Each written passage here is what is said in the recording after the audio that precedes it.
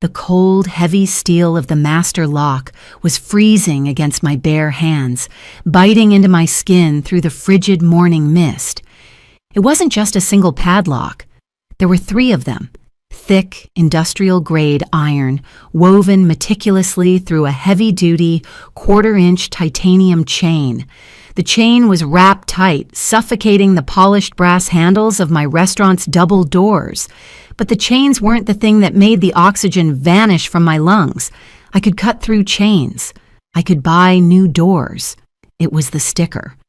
Plastered directly at eye level on the frosted, custom-etched glass of my front door was a massive, violently bright red notice. The bold black federal typography screamed onto the quiet, empty pavement of the financial district. Property seized for non-payment of internal revenue taxes. Just below the blaring headline, smaller print cited sections of the U.S. tax code, threatening federal prison time for anyone who dared to tamper with the notice or the locks. I am 38 years old. My name is Eleanor Vance. For the last 14 years, I haven't just worked. I have bled. I sacrificed my entire 20s to blistering commercial kitchens, enduring second-degree burns, 100-hour work weeks, and the kind of bone-deep exhaustion that permanently changes your cellular structure. I didn't have a social life. I didn't take vacations. I took every dime I ever made and poured it into the brick and mortar of this building. I built Oakhaven from a dilapidated, rat-infested storefront into a multi-million-dollar, Michelin-recognized culinary staple in the city. Now, I employed 42 people who relied on me to feed their own families. Our reservation book was locked solid for the next 6 months. We were grossing just shy of $5 million a year. And in a single morning at 6 a.m. on a freezing Tuesday, it was entirely gone, confiscated, locked behind federal iron. I stood on the sidewalk, the morning fog rolling off the wet asphalt, and stared at the red notice. My breath plumed in the freezing air. I didn't scream. I didn't drop to my knees and curse the heavens. I just reached out and traced the edge of the Federal Department of Treasury seal with a trembling finger, letting the absolute breathtaking reality of the betrayal wash over me. This wasn't an administrative error. This was an execution. And the executioners were currently asleep in a custom-built or luxury mid-century modern home that my hard work had paid for. 3 years ago, when Oakhaven finally exploded into serious, undeniable profitability, my parents, Arthur and Helen, took me out for a celebratory Sunday dinner. Arthur was a retired corporate actuary, a man who viewed human beings entirely through the lens of risk assessment and profit margins. Helen had spent her 30-year career as a senior administrative auditor for a massive logistics firm.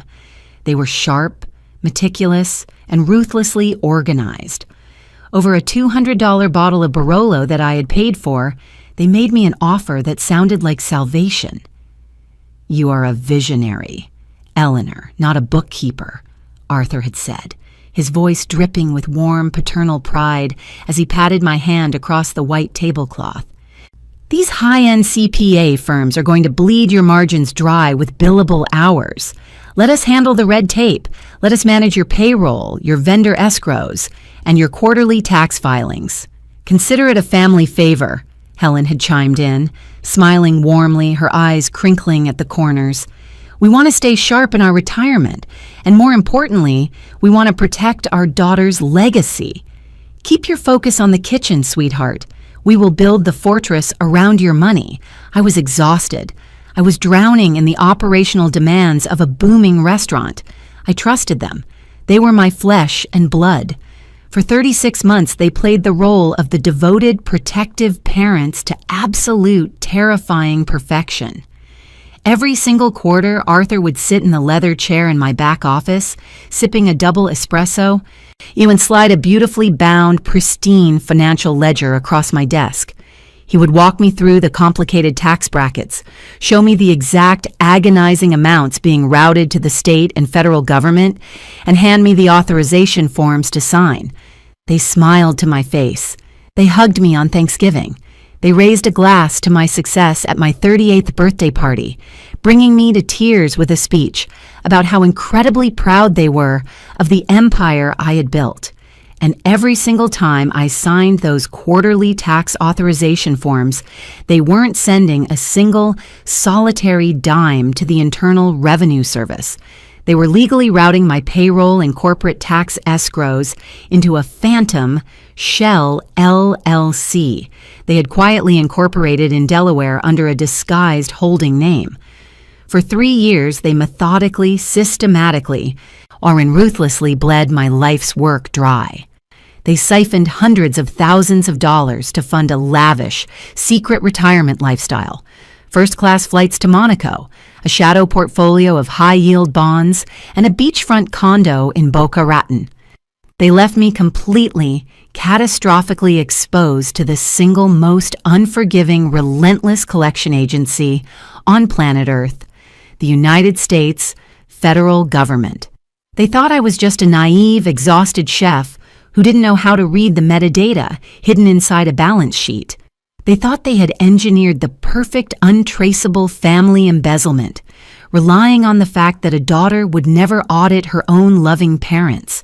They thought my life's work was finally, permanently destroyed, and that I would be left holding the bag and facing bankruptcy and potential federal charges for tax evasion.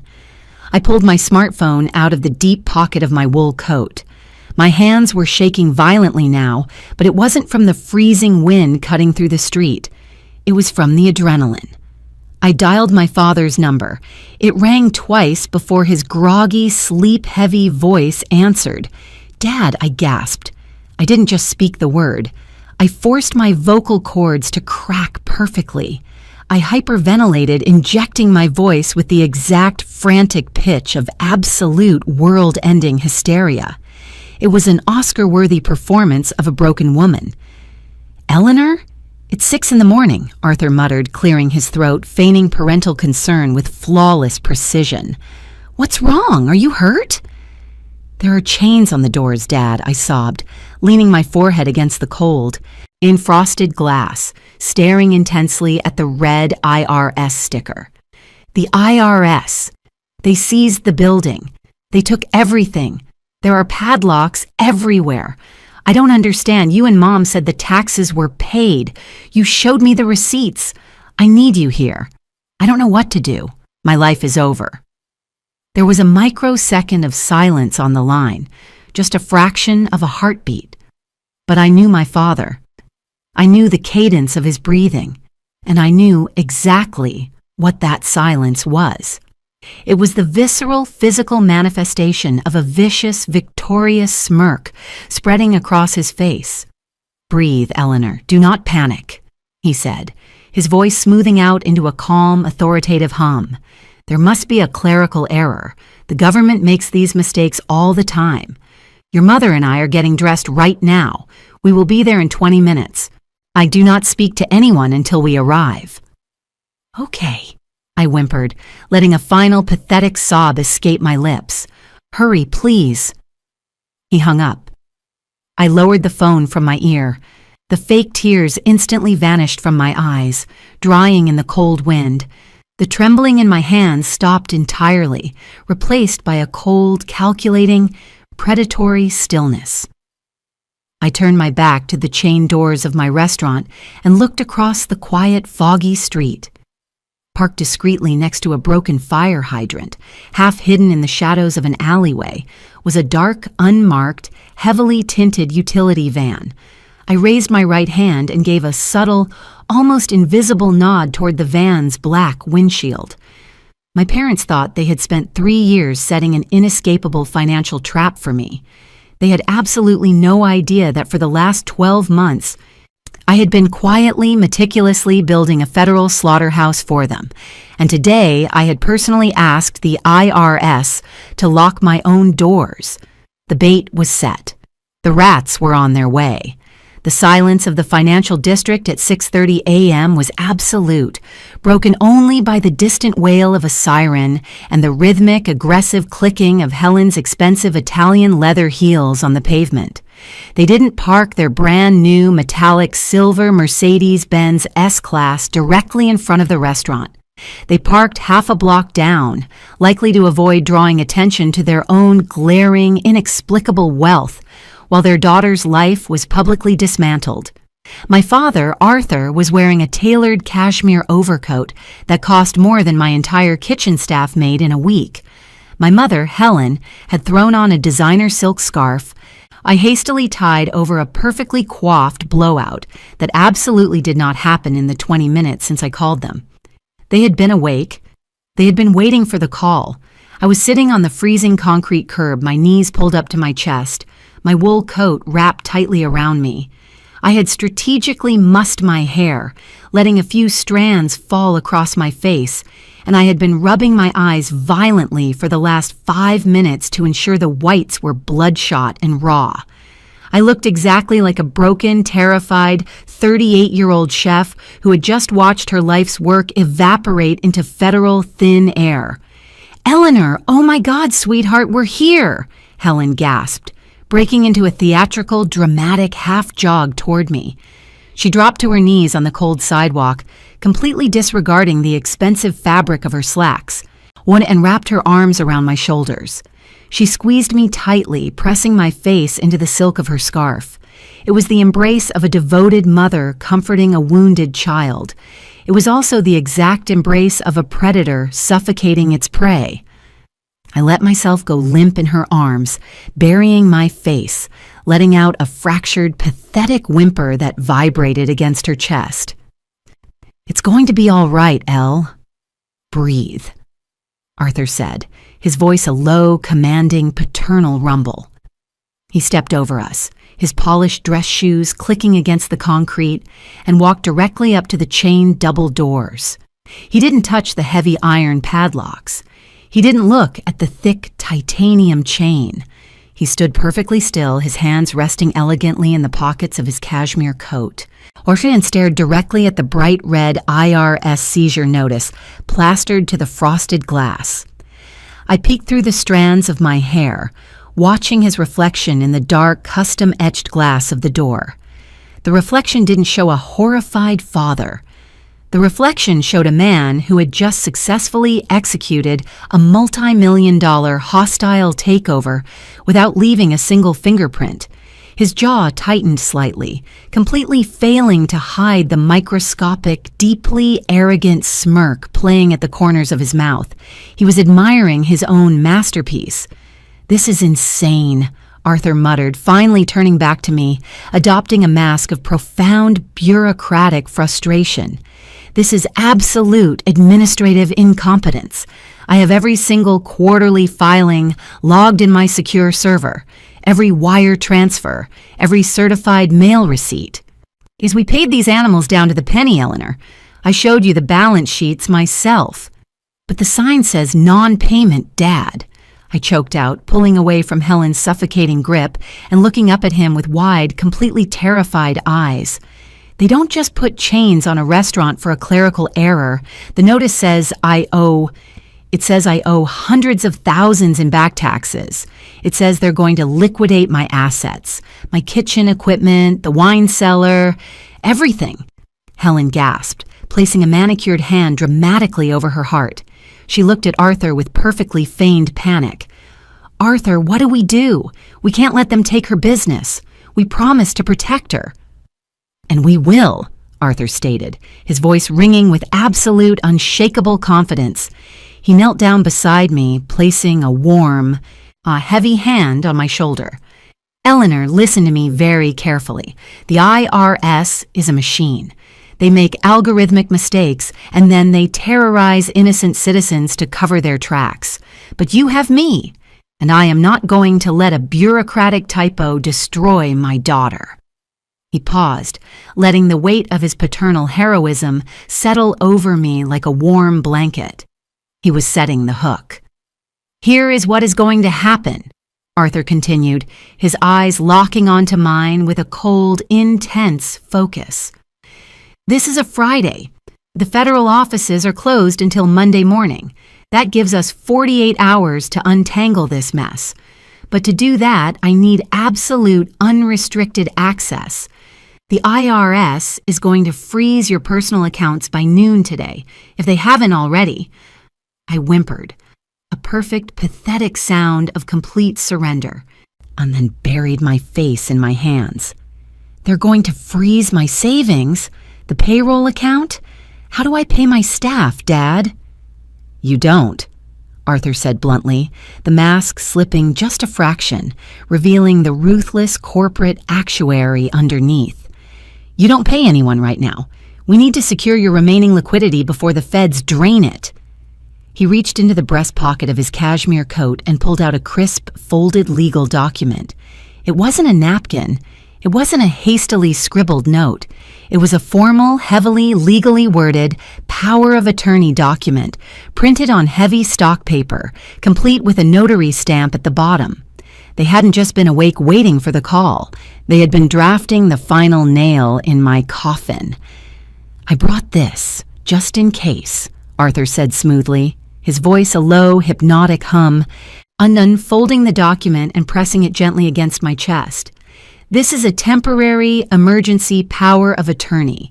It gives me immediate legal authorization to transfer the remaining balance of your business and personal accounts into an offshore shielded escrow account that the IRS cannot touch.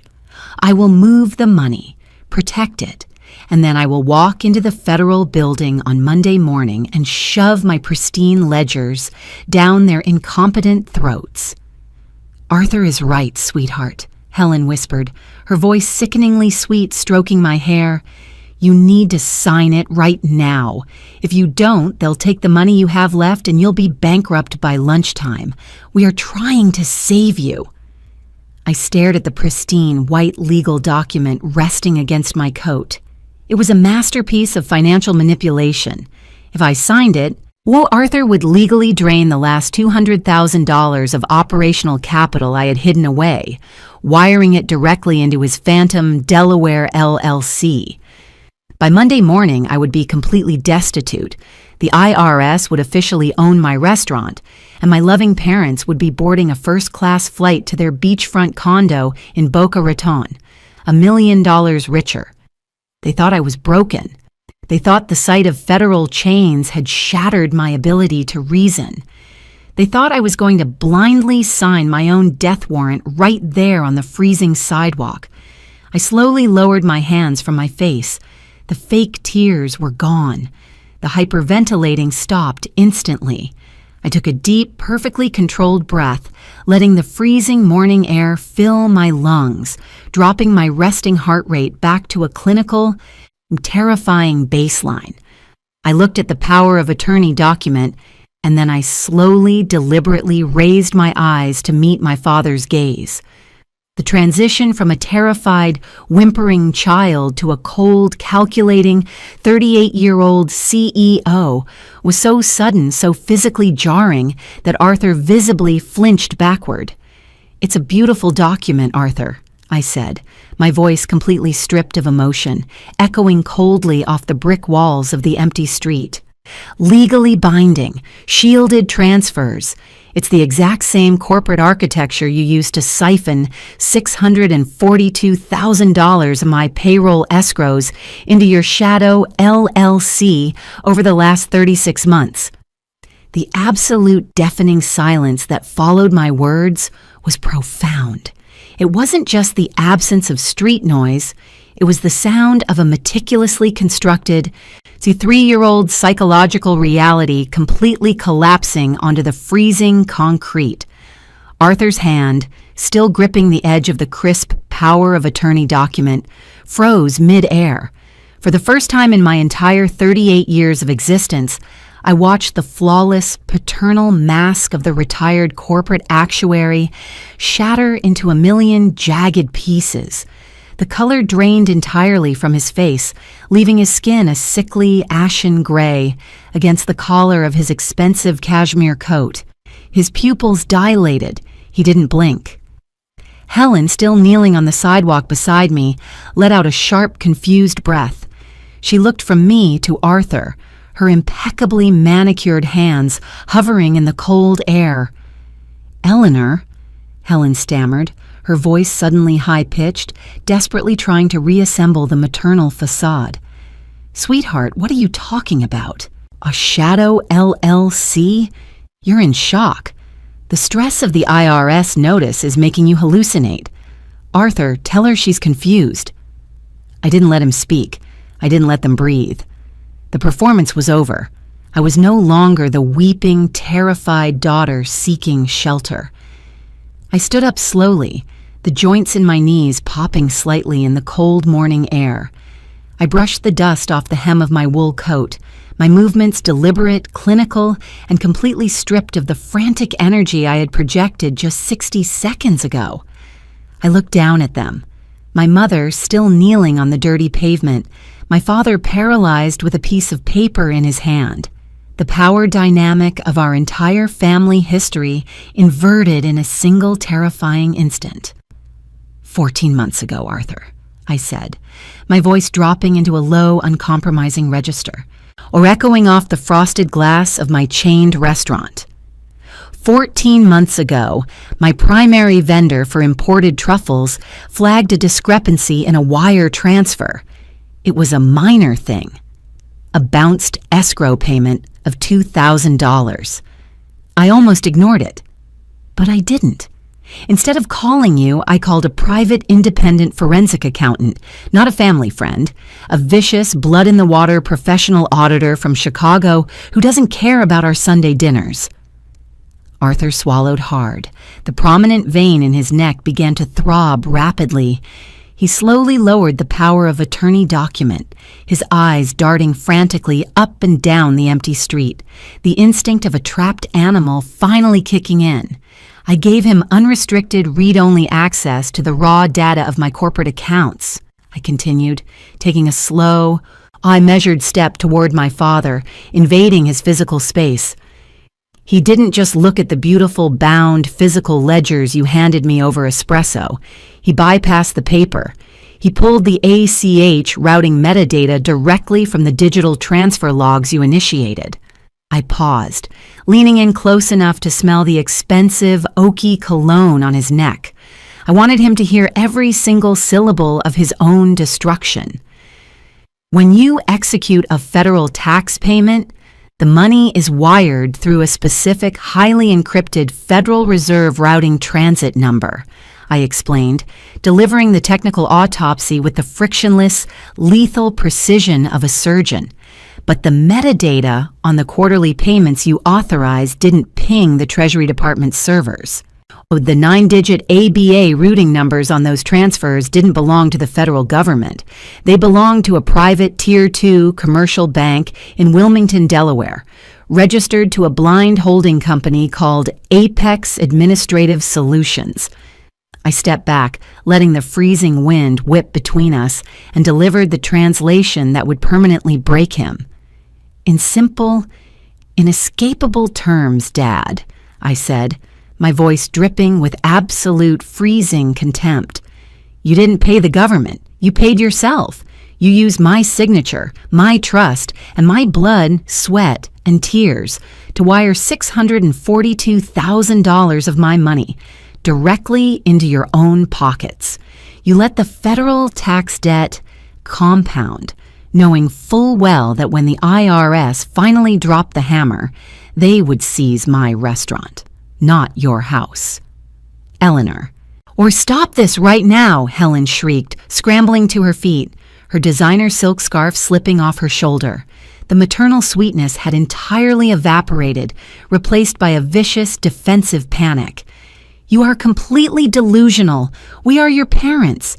We gave you everything. If there is a discrepancy in the routing numbers, it's a banking error. We will hire lawyers. We will sort it out. But you do not stand on the street and accuse us of... I didn't accuse you, Helen. I cut her off, my tone so sharp it practically drew blood. I investigated you, and once my auditor mapped the Delaware LLC, he didn't stop there. He subpoenaed the secondary transfer logs. I know exactly where my payroll escrows went. I reached into the deep pocket of my coat and pulled out a single, folded sheet of paper. I didn't hand it to them, and I held it up between us. the white paper stark against the gray morning fog. $80,000 routed to a luxury real estate broker in Boca Raton for the down payment on a beachfront condo. I read off the page, not even needing to look at the numbers I had memorized months ago. $120,000 funneled into a high-yield, aggressive shadow portfolio managed by a broker in the Caymans. $30,000 for first-class flights and luxury accommodations in Monaco last spring. You told me that trip was paid for by Arthur's pension payout. You were drinking champagne in the Mediterranean, funded by the sweat of my line cooks. Arthur's face morphed from terrified shock into something profoundly ugly. The mask of the loving patriarch was entirely gone. What remained was the arrogant, a furious face of a white-collar thief who had just been outsmarted by his own mark. "You ungrateful little bitch," Arthur hissed, his voice trembling with pure, unadulterated rage.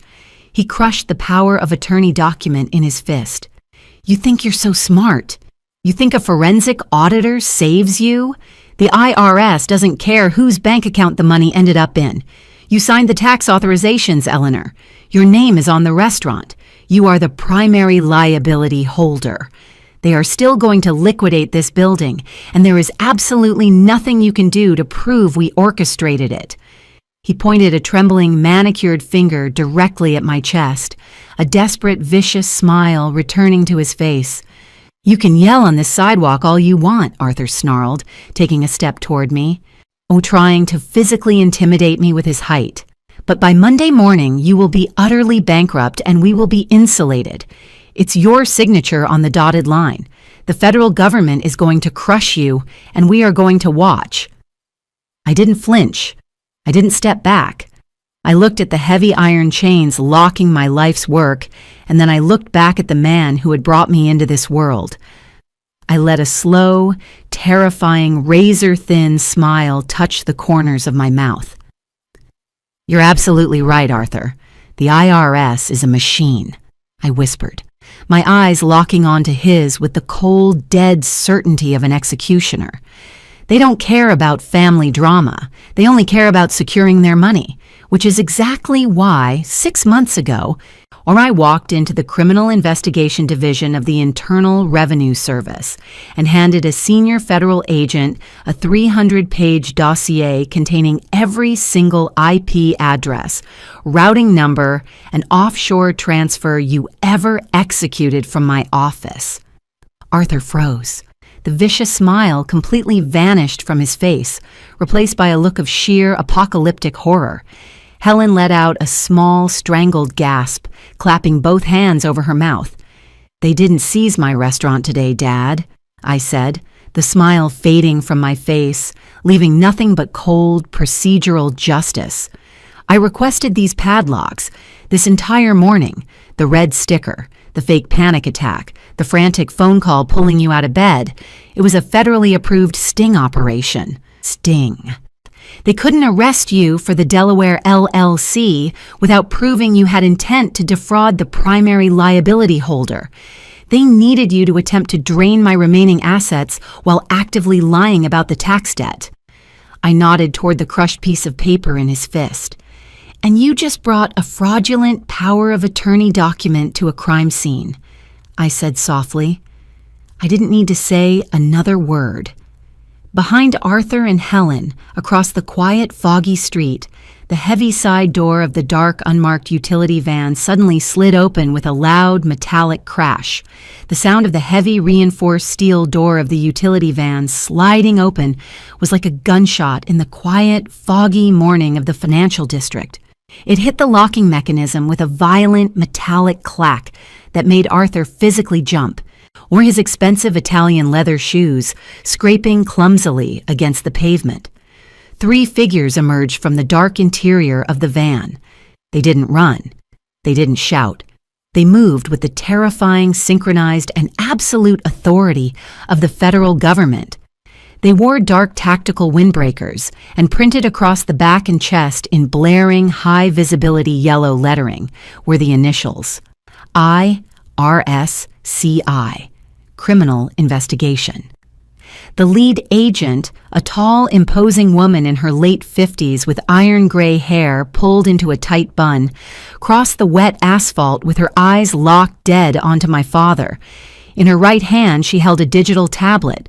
In her left, the unmistakable heavy, dark steel of federal-issue handcuffs. The two agents flanking her moved silently, fanning out to block any potential, albeit pathetic, route of escape my aging parents might attempt. Arthur was paralyzed. The crushed, fraudulent power of attorney document fell from his trembling, manicured hand, tumbling lightly onto the dirty sidewalk near my boots. He stared at the approaching agents as if he were watching a firing squad assemble in front of him. The arrogant, wealthy patriarch who had just threatened to watch me go bankrupt had entirely evaporated. In his place stood a terrified, 68-year-old white-collar criminal rapidly calculating the exact dimensions of a federal prison cell. Helen let out a shrill, hyperventilating squeak. She stumbled backward, her designer silk scarf slipping off entirely and landing in a puddle of dirty street water. "Arthur," she whimpered, her voice cracking into a desperate, unrecognizable register. "Arthur, do something. And tell them there's a mistake. Tell them who you are." But Arthur couldn't speak. His jaw worked silently, the color entirely drained from his face. "Arthur Vance," the lead agent said, her voice a flat, uncompromising baritone that completely swallowed the ambient noise of the street. She stopped exactly 3 feet in front of him. She didn't introduce herself. She didn't offer a polite morning greeting. "I am Special Agent Thorne with the Criminal Investigation Division of the Internal Revenue Service. And for the last 22 minutes, my team and I have been sitting in that van, recording every single syllable you just spoke on a directional, high-fidelity parabolic microphone." Agent Thorne looked down at the crumpled power of attorney document on the sidewalk. She nodded to one of the younger agents, who immediately stepped forward, or produced a clear, sterile plastic evidence bag and used a pair of tweezers to carefully retrieve the paper from the ground.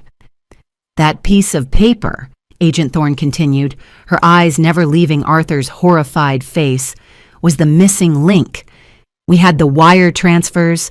We had the Delaware LLC routing numbers. Eleanor provided us with the metadata for the offshore accounts you opened in the Cayman Islands.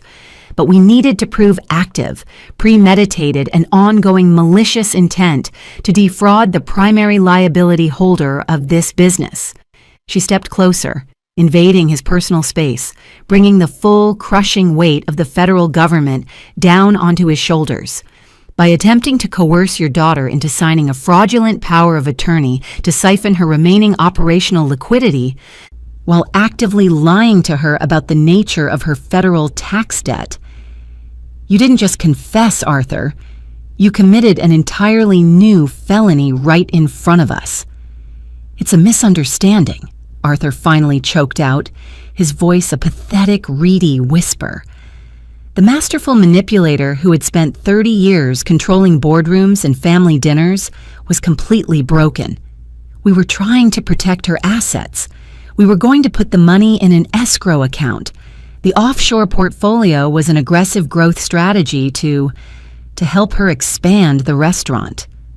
"Save the aggressive growth strategy for the federal prosecutor, Mr. Vance," Thorne said cleanly, devoid of any emotion. She didn't buy a single word of it, and she didn't care to entertain the lie. She raised her left hand, the heavy steel handcuffs clinking together loudly. "See, Arthur Vance, you are under arrest for conspiracy to commit wire fraud, massive tax evasion, and money laundering across international borders. You have the right to remain silent." As Agent Thorne began reciting the Miranda rights with the frictionless speed of a seasoned professional, the younger agent grabbed Arthur's wrists. He didn't handle my father gently. He violently yanked Arthur's arms behind his back, twisting the expensive fabric of the cashmere overcoat, and snapped the heavy cuffs shut. The ratcheting click of the metal teeth locking into place was the most beautiful sound I had ever heard in my 38 years of life. Helen was hyperventilating now, clutching her chest, her eyes wide with unadulterated terror. She looked at me, tears streaming down her face, abandoning Arthur entirely in a desperate bid for self-preservation. "Eleanor, please!" Helen screamed, falling to her knees again, reaching out to grab the hem of my wool coat. "I didn't know. I swear to God, Eleanor, I didn't know what he was doing. He handled all the banking. He just gave me papers to file. I'm your mother. You have to tell them I wasn't involved." I looked down at her. I didn't pull my coat away. I just stared at the woman who had smiled and toasted to my success while secretly destroying my future. "You were a senior administrative auditor for 30 years, Helen," I said. My voice as cold and hard as the iron padlocks on my restaurant doors. "You built a career, finding missing decimal points in multi-million-dollar logistics manifests. We do not insult my intelligence by claiming you didn't notice $600,000 vanishing from a ledger, but more importantly, do not insult the federal government." Agent Thorne finished cuffing Arthur and turned her cold, predatory gaze to my mother. "Eleanor is right, Mrs. Vance," Thorne stated, pulling a second pair of handcuffs from her tactical belt. "We subpoenaed the incorporation documents for Apex Administrative Solutions in Delaware. Arthur didn't sign them. You did. Your signature, notarized and verified, is on the master deed for the beachfront condo in Boca Raton. You are the primary account holder for the Cayman portfolio. You didn't just know about the embezzlement, you were the chief financial architect of it." Helen let out a gut-wrenching, hysterical sob. The realization hit her with the force of a freight train. There was no escape. There was no defense attorney expensive enough to undo the paper trail she had meticulously, arrogantly left behind. "Get up," the third agent commanded, grabbing Helen by the arm and hauling her off the wet pavement. She went limp, her legs giving out from pure shock, forcing the agent to physically support her weight as he wrenched her hands behind her back and secured the cuffs. I stood perfectly still on the freezing sidewalk, the morning fog swirling around my boots, and watched the two people who had brought me into this world being frog-marched toward the open, dark maw of the federal utility van. "Wait!" Arthur gasped, twisting his neck to look back at me as they shoved him toward the vehicle. His eyes were wide, bloodshot, and filled with a sudden, desperate realization about his own finances. "Eleanor, the money! The offshore accounts. They'll freeze everything. We won't have anything for a defense. You have to help us. We're your blood." I took a slow, deliberate step toward the edge of the curb. I looked at my father, the brilliant, ruthless actuary who had gambled my life's work and lost everything. I didn't yell. I didn't gloat. I delivered the final, fatal blow with the terrifying, hushed calm of a woman who had already won the war months ago.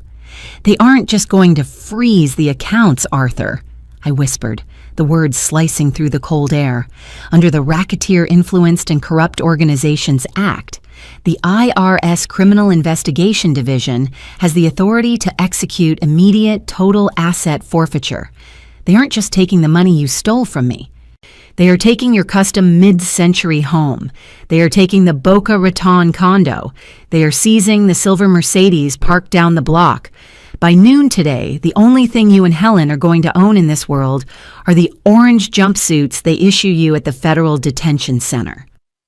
Arthur's mouth opened, but no sound came out. The absolute totality of his ruin finally registered in his eyes. "Put him in the van," Agent Thorne ordered. The agents shoved my parents into the back of the dark vehicle. The heavy steel door slid shut with a violent, final crash, sealing them inside. The heavy reinforced steel door of the IRSCI utility van, sliding shut, sounded like the slamming of a bank vault.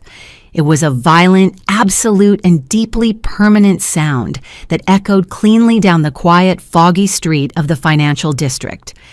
I didn't move. I stood on the freezing sidewalk, my breath pluming in the cold morning air, and watched the taillights of the van flare red as the driver shifted into gear.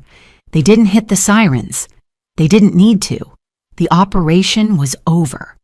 The van pulled away from the curb, merging silently into the early morning traffic, carrying the two architects of my financial ruin toward a federal holding facility. At the exact same moment, a flatbed tow truck rounded the corner at the end of the block. It reversed cleanly, aligning its hydraulic ramp with the metallic silver Mercedes-Benz S-Class my parents had parked just 50 yards away. I watched a uniformed Treasury contractor step out, hook the heavy steel winches to the front axle of the luxury sedan, and effortlessly drag my father's $140,000 pride and joy onto the bed of the truck. The physical erasure of Arthur and Helen Vance from the civilized world was happening with breathtaking procedural efficiency. Agent Thorne remained on the sidewalk with me. The imposing, iron-haired federal agent watched the tow truck secure the Mercedes before turning her attention back to the chained double doors of my restaurant. She didn't look at me with pity. She looked at me with the quiet, respectful acknowledgement of a fellow professional who had just successfully executed a high-stakes, flawlessly planned operation. Thorne reached into the pocket of her tactical windbreaker and pulled out a small, heavy ring of keys. She stepped past me, walked up to the frosted glass doors, and inserted the master key into the first industrial padlock. The lock clicked open loudly. She pulled it free, then moved to the second and finally the third. "The theater is officially closed, Ms. Vance," Thorne said, her flat, uncompromising baritone finally softening by a fraction of a degree. She unwrapped the heavy-duty titanium chain from the brass handles, the metal links clattering heavily against the pavement as she dropped it to the ground. She reached up and grabbed the corner of the violently bright red seizure notice plastered to the glass. With one smooth, deliberate motion, she ripped the federal sticker off my door, crushing it into a tight ball in her fist. "I need you to understand exactly what happens next from a legal standpoint," Thorne said, turning to face me, the crushed red sticker in her hand. "The IRS does not forgive tax debt. The $642,000 your parents embezzled is still technically owed to the United States Treasury. However, because you acted as an active, cooperating informant in a federal sting operation under the Racketeer Influenced and Corrupt Organizations Act, the rules of engagement have shifted." I crossed my arms tightly over my wool coat, nodding slowly, letting my racing heart finally begin to settle. "Asset forfeiture?" "Exactly," Thorne confirmed, a grim professional satisfaction in her eyes.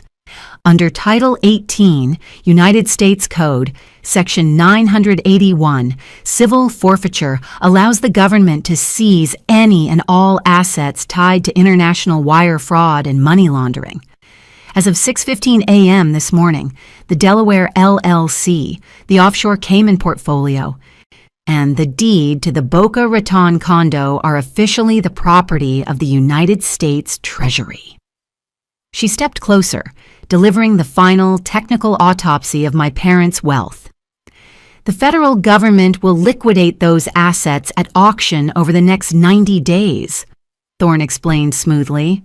"We will use the proceeds to completely satisfy the corporate tax lien against Oakhaven. Any surplus funds, and given the current market value of their real estate, there will be a significant surplus, will be legally classified as victim restitution. It will be disbursed directly back into your corporate accounts to compensate for the emotional and operational damages caused by the fraud." Thorne paused, letting the cold morning wind blow between us, and delivered the translation. "In simple terms, Eleanor," she said, a very faint, respectful smile touching her lips, "the government just foreclosed on your parents' entire retirement to pay your restaurant's tax bill, and you get to keep the change. We are done here. You have a kitchen to prep?" Thorne handed me the heavy ring of keys, turned around, and walked down the street toward a secondary unmarked vehicle, waiting at the corner.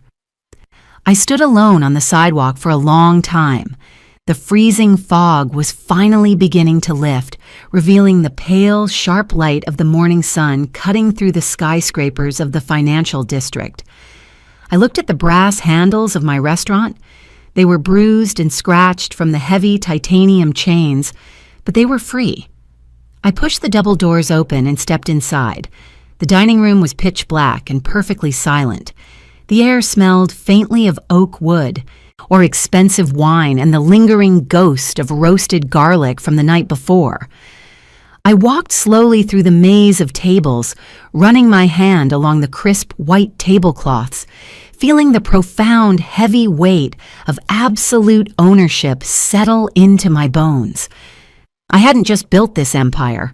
I had gone to war to defend it, and I had won. I pushed through the swinging doors into the massive stainless steel commercial kitchen, reached up, and flipped the master breaker switch. The fluorescent lights roared to life, blinding and beautiful. The massive walk-in refrigerators hummed. The ovens stood ready. It was time to work. 7 months later, the justice system processed Arthur and Helen Vance with the same ruthless mathematical efficiency my father used to worship.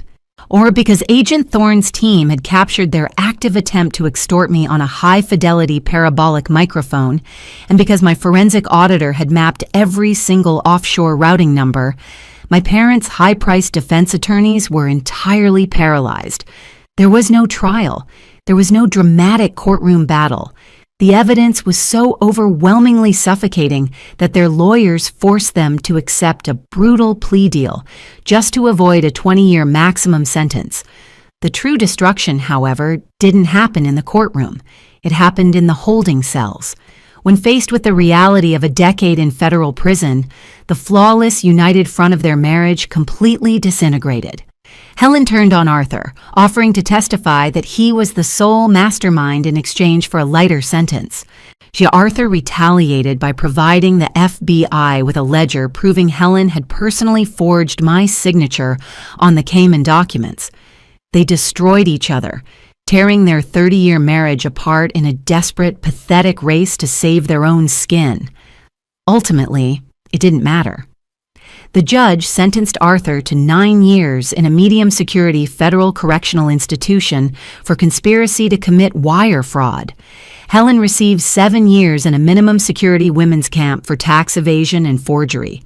They were permanently, hopelessly bankrupt. Their sprawling mid-century home was sold to a young tech executive. Their country club memberships were revoked in disgrace. Their social circle entirely abandoned them, treating their names like a contagious disease. They tried to call me once from the detention center before their transfer. The caller ID flashed on my phone while I was standing in the middle of a chaotic, fully booked Friday night dinner service. The dining room was packed. The kitchen was roaring. The air was thick with the smell of seared wagyu and truffle butter. I looked at the phone, listened to the rhythmic, beautiful chaos of my empire, and pressed decline. I blocked the number, dropped the phone into my pocket, and went back to the line. If your own parents spent 3 years looking you in the eye, smiling and hugging you while systematically draining your life's work to fund their luxury retirement, would you have given them a chance to explain themselves? Or would you have played their game, hired the auditor, and set a federal trap to watch them lose absolutely everything they owned, right on the sidewalk? Let me know exactly how you would handle this level of family betrayal in the comments below. If you loved this story of cold, calculating justice, drop a like, subscribe to the channel, and I'll see you in the next video.